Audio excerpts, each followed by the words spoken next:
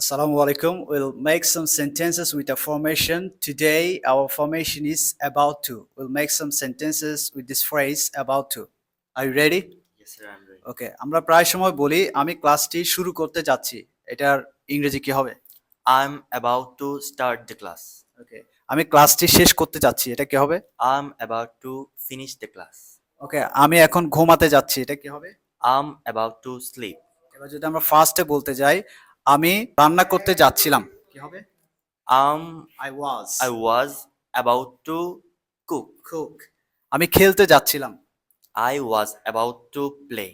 I was about to play. আমি পড়তে যাচ্ছিলাম। I was about to read. ওকে। আমি বিষয়টি লিখতে যাচ্ছিলাম। I was about to write the topic.